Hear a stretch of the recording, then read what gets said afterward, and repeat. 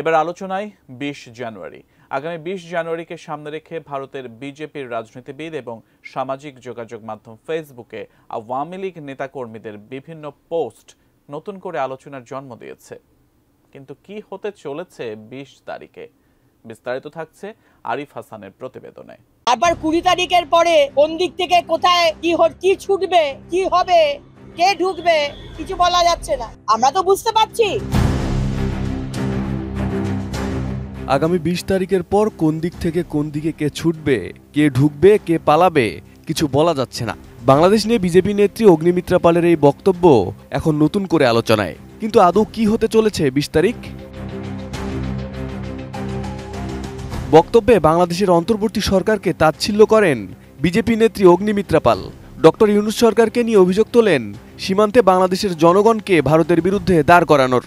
মোহাম্মদ ইউনূসের সরকার কিভাবে বাংলাদেশের গরিব অর্ধশিক্ষিত সেই মানুষদের কিভাবে ভারতের এগেইনস্টে তাতাবার চেষ্টা করছেন, উস্কাবার চেষ্টা করছেন, এটা আমরা বুঝতে পারছি।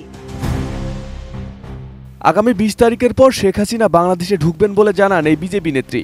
সেই সাথে বাংলাদেশের অন্তর্বর্তী সরকারকে হুঁশিয়ারিও দেন। এগুলো করে কোনো লাভ হবে না মোহাম্মদ ইউনূস। ২০ তারিখের জন্য অপেক্ষা করছি আমরা। ২০ তারিখ পর অনেক কিছুই দেখতে পাবেন। তারপর মোহাম্মদ ইউনূস আপনি কোথায় থাকবেন সেটা একবার দেখে নিন। কোন দিক থেকে কোথায় কি ছুটবে, কি হবে, কে ঢুকবে, কিছু বলা যাচ্ছে না। কাঠ ও পিভিসি ম্যাটেরিয়ালের সংমিশ্রণে তৈরি আধুনিক আরএফএল উডিডোর, কাঠের চেয়েও কঠোর। বক্তব্যে বিজেপির এই নেত্রী জানান বাংলাদেশ ও পাকিস্তান অখণ্ড ভারতের অংশ ছিল। সেই সাথে ইঙ্গিত দেন ভারতকে হিন্দু রাষ্ট্র ঘোষণার। দেখুন, আজকে বাংলাদেশ বলুন বা পাকিস্তান বলুন, দুটো দেশই তো ভারতবর্ষের, অখণ্ড ভারতবর্ষের অন্তর্গত ছিল। আর জওয়াহরলাল নেহরু আর মহাত্মা গান্ধীর জন্য আজকে দেশকে ভাগ হতে হয়েছে, এবং হতে হলো সেইখানে যারা হিন্দুরা রয়ে গেল তারা দেখলাম বছরের পর বছর তারা শুধু কমতে থাকলো। ভারতবর্ষের মুসলমান বাড়ছে, ফুলে ফলে তারা বাড়ছে। আর পাকিস্তান বলুন আর বাংলাদেশ তো আমরা সবাই জানি কি হচ্ছে।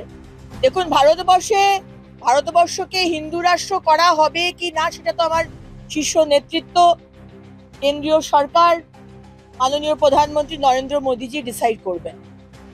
কিন্তু আমাদের যে কনস্টিটিউশন, সেখানে প্রথম থেকে যে কনস্টিটিউশন হয়েছিল সেখানে তো সোশ্যালিস্ট এন্ড সেকুলার এই কথাটা ছিল না। এরা তো চালাকি করে জওয়াহরলাল নেহরু এবং কংগ্রেস সরকার এবং ইন্দিরা গান্ধী এমার্জেন্সির সময় ঢুকিয়েছে। তবে নেটিজেনরা এবং কূটনৈতিকরা মনে করছেন আগামী ২০ জানুয়ারি যুক্তরাষ্ট্রের ৪৭তম প্রেসিডেন্ট হিসেবে শপথ নিতে চলেছেন ডোনাল্ড ট্রাম্প। তাদের ধারণা আওয়ামী লীগ এবং ভারতের বিজেপি রাজনীতিবিদরা মনে করছেন ট্রাম্প ক্ষমতায় আসলেই বাংলাদেশে ফিরবেন শেখ হাসিনা। আর এমন ধারণাকে বিজেপি এবং আওয়ামী লীগের দিবাস্বপ্ন বলে মনে করছেন নেটিজেনরা। কারণ গত নভেম্বরে ট্রাম্প যখন নির্বাচিত হন তখন গুঞ্জন ছড়িয়েছিল ডিসেম্বরেই দেশে ফিরবেন শেখ হাসিনা। Arif Hasan, ATN news.